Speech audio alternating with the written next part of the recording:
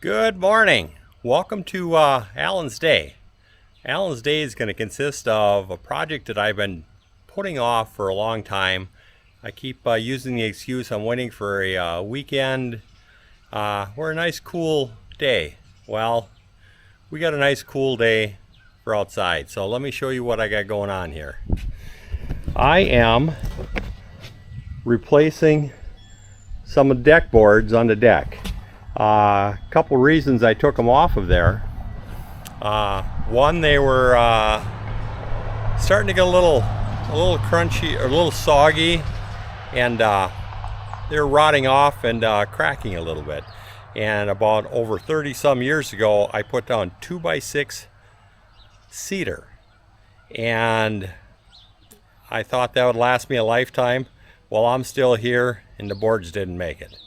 So I took all the boards off of there, and I'm going to put down some 2x8 Cedartone lumber that I have here. And what you need to do is pre-stain your boards before you put them down. The easiest way to do that, put them in a stack, start staining the top, flip them over, move them. You don't have to worry about them sticking together. You don't have to worry about and not being perfect and wiping them down. You just got to get that stain on there. And the stain that I use is, my go-to is right here.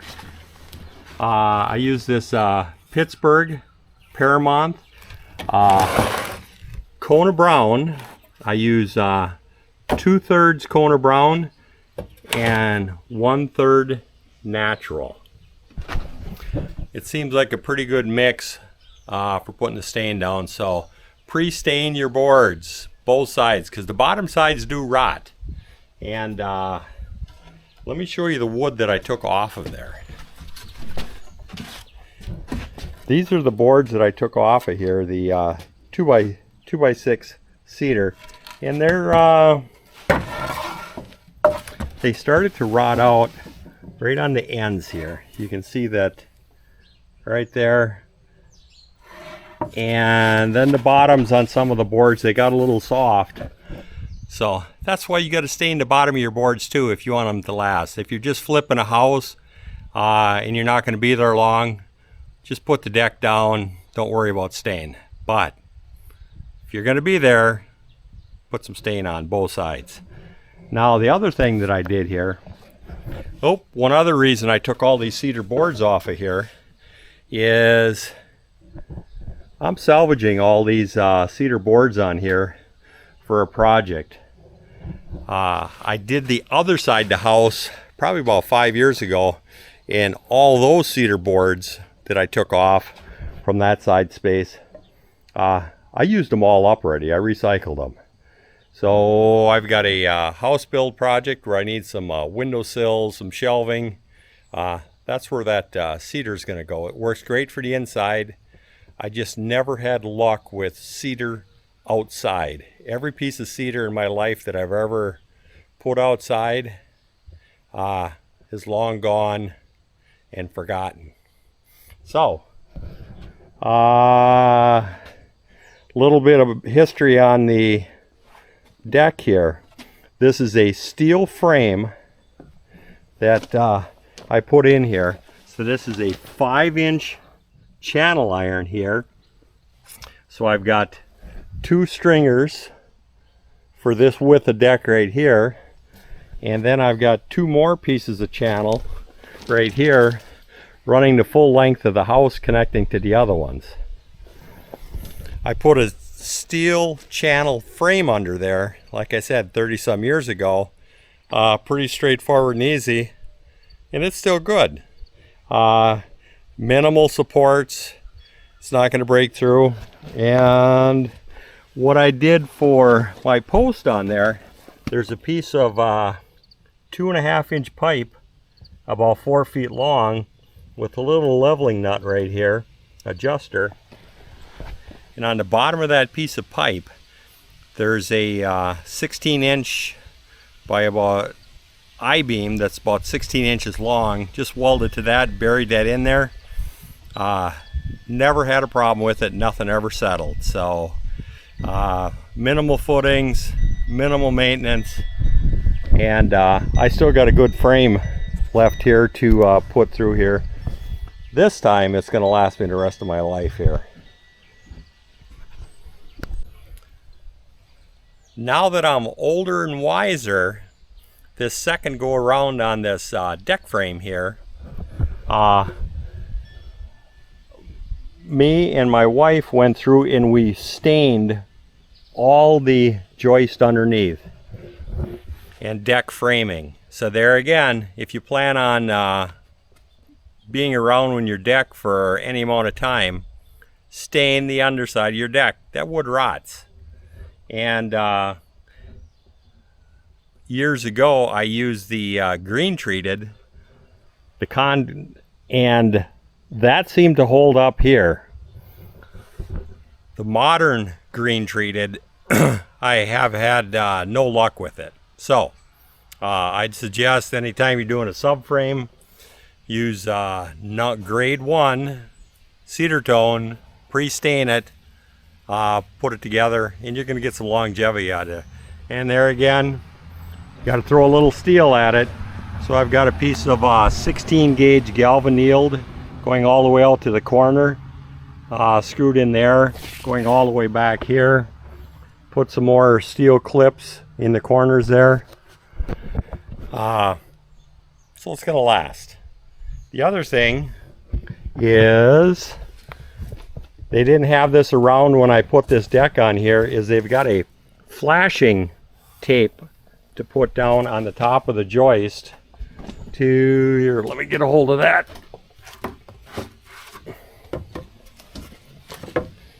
They've got this deck tape, and that you just stick right to the top here, and that's going to help protect the top of that joist on there. So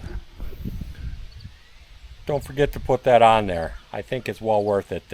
My wife Jean was so kind to, she went and she taped this whole deck for me here, so that saved me a little bit of work here. Well, let me get at her and start dropping boards down in here. Oh, before I do that, let me show you what that this cleaned up cedar looks like, and what I'm using it for. Here's what I use some of that cedar for. This is a door I built with the deck from the other side of the house there. It cleans up real nice. Put a little bit of Danish oil on there.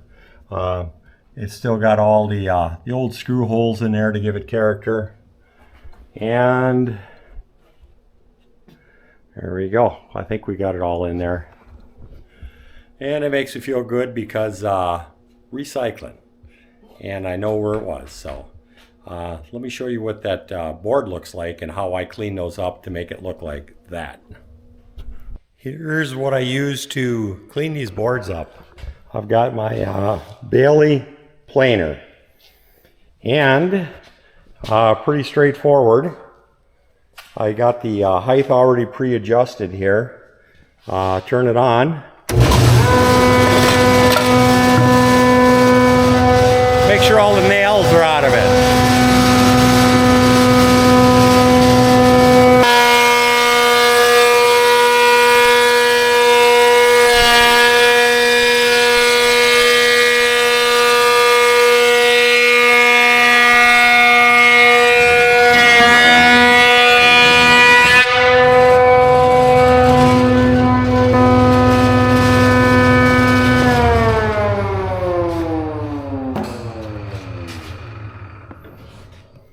Well, here's what we got. That cleaned it up pretty nice. You can take some light sandpaper.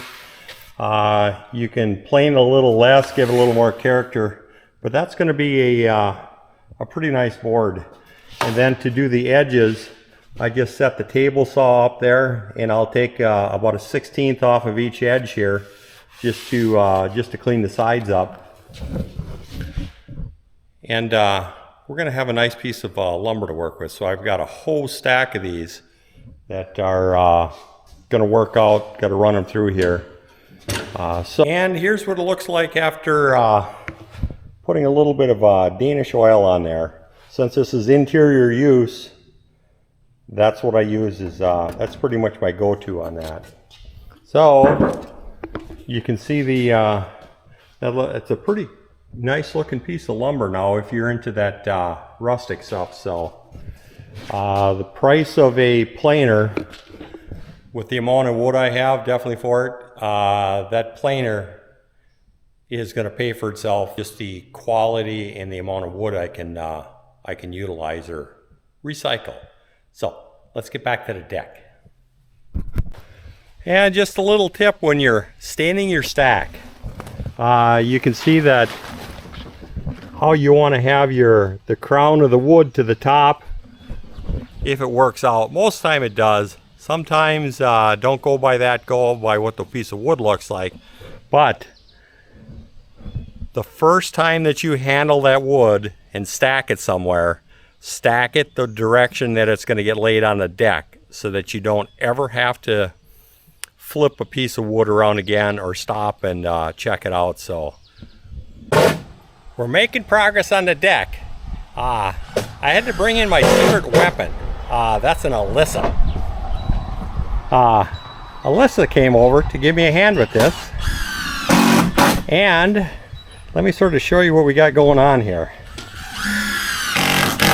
We got a fancy little jig that Alyssa's got here. Right there. And that gets set in there, pushes up against the joist. And the holes on there are marked out for the correct spacing for a 2x6. There's no guessing, and it goes together right. It's the same every time. And the spacers we've got, this is a piece of 1/4 inch hose right here. I drilled a hole going this way and this way so the hose bends down. You just set this right here, push your board up against it, and you got your spacing. So we got 2 of those, and this is going together pretty quick. A little tip at the seams. The seams, when you do them, always pre-drill your splices. You don't split them out. So I'll start it up there. Just put it down, just through the top board, and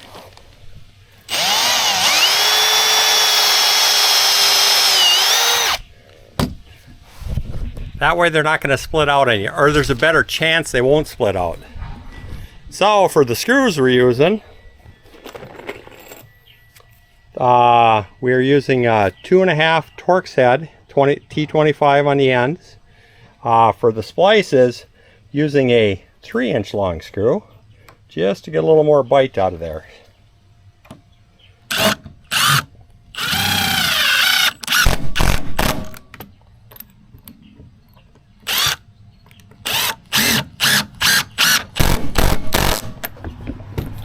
One more board down, a few more to go. It's gonna go good because we got Alyssa here. Well, let's get it at her. I'll bring you back when we got a few more boards in here.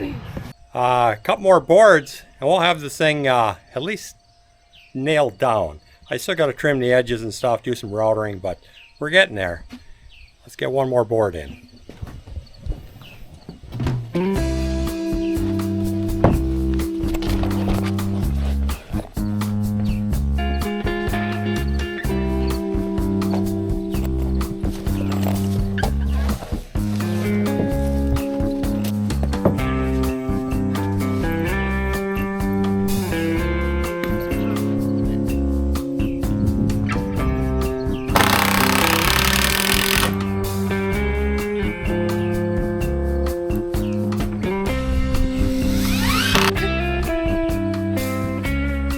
There we go. I think we got something there. We're getting closer to getting finished. The boards are all down.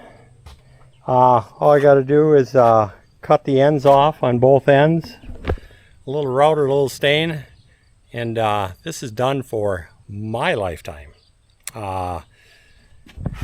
We will catch you later on. Right, Alyssa? Right. Bye.